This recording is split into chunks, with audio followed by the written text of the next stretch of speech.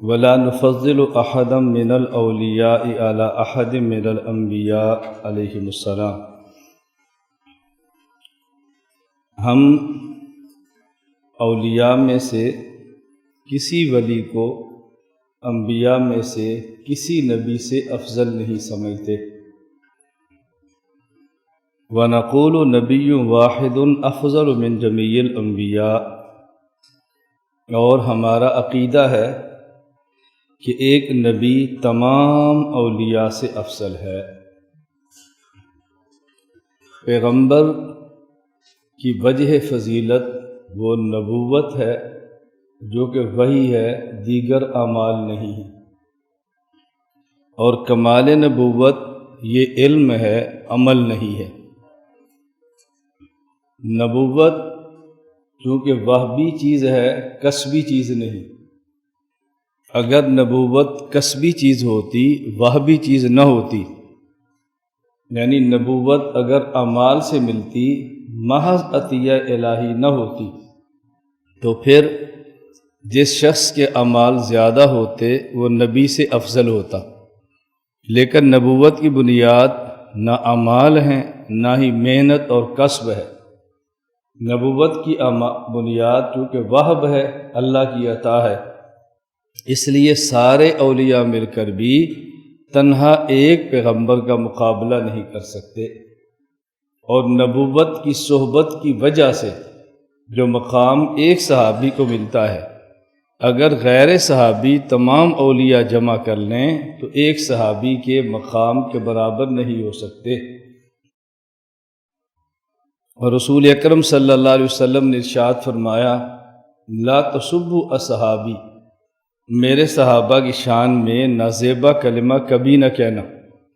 وجہ فَإِنَّ أَحَدَكُمْ لَوْ أَنفَقَ مِثْلَ أُحُدٍ ذَهَبًا مَا بَلَغَ مُدَّهُ أَوْ نَصِيفَهُ۔ یہ فا تعلیلیہ ہے، میرے صحابہ کی شان میں نازیبا کلمہ نہ کہنا۔ فَإِنَّ، اس لیے اگر تم میں سے کوئی ایک شخص احد پہاڑ کے برابر سونا صدقہ کرے تو میرا صحابی ایک مد جو کچھ تھوڑے سے جو صدقہ کر دے تو تمہارا احد پہاڑ کے برابر سونے کا صدقہ، اس کا اجر کم ہے، اور میرے صحابی کے تھوڑے سے جو کا صدقہ اس کا اجر زیادہ ہے۔ اس کی وجہ یہی ہے کہ اعمال کی بنیاد اخلاص ہے۔ اعمال کو تولا جائے گا، گنا نہیں جائے گا۔ تو جب ہم تولیں گے تو صحابی کا تھوڑا سا عمل جس اخلاص سے ادا ہوتا ہے، بقیہ امت کا سارا اخلاص اس تھوڑے سے اخلاص کے برابر نہیں، اس لیے صحابی کا عمل امت کے اعمال سے بڑھ جاتا ہے۔ تو نبی ایک تمام اولیاء سے افضل ہے، اور ہم اولیاء کو انبیاء سے افضل نہیں سمجھتے۔ نبیوں میں سے بعض نبی دوسرے انبیاء سے بھی افضل ہے۔ تلک رسل فضلنا بعضهم علی بعض، انبیاء میں سے ایک نبی کے دوسرے نبی سے افضل ہونے کی وجہ اعمال نہیں بلکہ وہ علم ہے۔ اس پر پہلے تفصیل سے بات ہو چکی ہے۔ 99 وَنُؤْمِنُ بِمَا جَاءَ مِن كَرَامَاتِهِمْ وَصَحَّ عَنِ الثِّقَاتِ مِن رِوَایَاتِهِمْ، اور اولیاء کی کرامات کو ہم مانتے ہیں، اور جو مضبوط اور ثقہ راویوں سے روایات کے اندر آئی ہیں ہم اس کو تسلیم کرتے ہیں۔ ایک ہے ولی کی کرامت کو ماننا، یہ بات الگ ہے۔ ایک ہے خاص ولی کی خاص کرامت کو ماننا، یہ بات الگ ہے۔ ہمارا عقیدہ ہے کہ ولی سے کرامت ہو جاتی ہے، اور خاص ولی کی خاص کرامت اگر معتبر لوگوں سے ثابت ہو تو مان لیں گے، اور معتبر لوگوں سے نہ ثابت ہو تو نہیں مانیں گے۔ ایک ہے کرامت کا عقیدہ، اور ایک ہے خاص ولی کی خاص کرامت کا نظریہ، دو باتیں الگ ہیں۔ اولیاء کی کرامات تو ہم مانتے ہیں، لیکن فلاں ولی کی فلاں کرامت اگر مستند روایت سے ثابت ہو، نقل کرنے والے مستند اور معتبر لوگ تو مان لیں گے، اور اگر نقل کرنے والے کمزور ہوں تو پھر نہیں مانیں گے۔ تو اس کا تعلق کرامت کو ماننے یا نہ ماننے سے نہیں ہے، کرامت کے ثابت ہونے اور ثابت نہ ہونے سے۔ جس کرامت کا کرامت ہونا ثابت ہو جہاں ہم اس کو مانیں گے۔ تو ہم کرامت کو مانتے ہیں، لیکن فرق کیا ہے؟ دنیا میں ایک طبقہ وہ ہے جو ولی کی کرامت کا قائل ہے اور پھر ولی سے مانگتا بھی ہے۔ ہم ولی کی کرامت کو مانتے ہیں لیکن ولی سے نہیں مانگتے۔ حضرت مریم علیہ السلام یہ ولیہ ہے۔ حضرت مریم حضرت زکریا علیہ السلام کی تربیت میں تھی۔ حضرت زکریا جب دعوت تبلیغ کے لیے تشریف لے جاتے، حضرت مریم کا دروازہ بند کر دیتے۔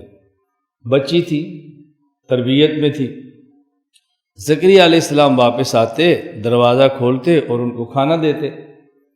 حضرت زکریا حضرت مریم کے خالو بھی تھے، اس لیے کوئی پردے کا مسئلہ بھی نہیں تھا، اور ویسے نبی بھی تھے۔ تو حضرت زکریا علیہ السلام ایک بار تشریف لائے اور حضرت مریم علیہ السلام کو دیکھا کہ بغیر موسم کے وہ پھل کھا رہی تھی۔ حضرت مریم کو، زکریا علیہ السلام کی عمر تقریباً آپ کی 100 سال کے لگ بھگ تھی، اور حضرت کی اہلیہ کی عمر تقریباً 90 سال کے لگ بھگ تھی، اور اولاد کی نعمت سے محروم تھے۔ تو حضرت زکریا علیہ السلام نے جب حضرت مریم کو دیکھا بغیر موسم کے پھل کھا رہی ہیں، تو آپ سجدے میں چلے گئے اور اللہ سے دعا مانگی کہ یا اللہ تو مجھے بھی بیٹا، مجھے بھی اولاد دے دے، جس طرح موسم نہیں اور مریم کو پھل آپ نے دیا ہے، اولاد کا موسم میرے اوپر نہیں، مجھے بھی آپ اولاد کا پھل دے دے۔ اب نصارہ اور عیسائی انہوں نے بھی دیکھا ہے کہ مریم علیہ السلام بغیر موسم کے پھل کھاتی تھی، تو عیسائیوں نے مریم کے خدا سے نہیں، خود مریم کے سامنے ہاتھ باندھ دیے، بغیر موسم کے آپ پھل کھا سکتی ہیں تو ہماری حاجات اور مرادیں بھی پوری کر سکتی ہیں۔ تو مریم علیہ السلام کی کرامت کو دیکھ کر مریم سے مانگا عیسائیوں نے، اور حضرت مریم کی کرامت کو دیکھ کر مریم کے خدا سے مانگا حضرت زکریا نے۔ ولی کی کرامت کو دیکھ کر ولی سے مانگنا یہ عیسائیت ہے، اور ولی کی کرامت کو دیکھ کر ولی کے خدا سے مانگنا یہ اسلام ہے۔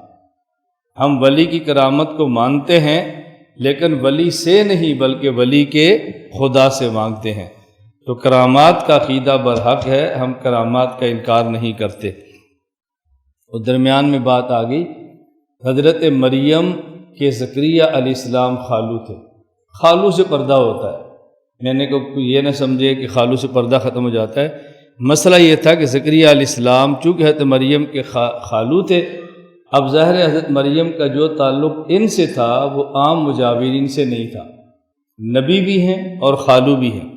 اس لیے جب مجاورین بیت المقدس کا باہمی یہ معاملہ ہوا کہ مریم کی کفالت کون کرے، تو زکریا علیہ السلام نے ترجیح دی کہ میں کروں گا، خالو بھی ہوں، نبی بھی ہوں، اور باقی حضرات چونکہ تورات کے علماء تھے، ان کی خواہش کی تربیت ہم کریں۔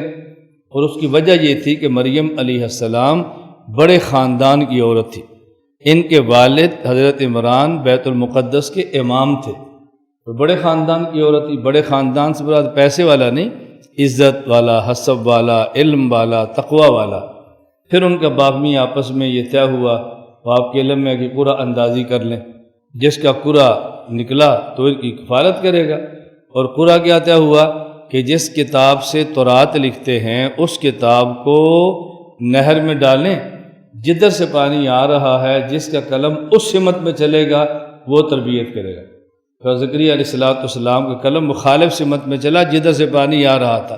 قرآن کریم نے کہا وَمَا كُنْتَ لَدَيْهِمْ إِذْ يُلْقُونَ أَقْلَامَهُمْ أَيُّهُمْ يَكْفُلُ مریم، اے محمد آپ اس وقت موجود نہیں تھے جب یہ قلم ڈال رہے تھے مریم کفالت کون کرے گا۔ لا الہ الا اللہ، لا الہ الا اللہ، لا الہ الا اللہ، ما لنا رب سوا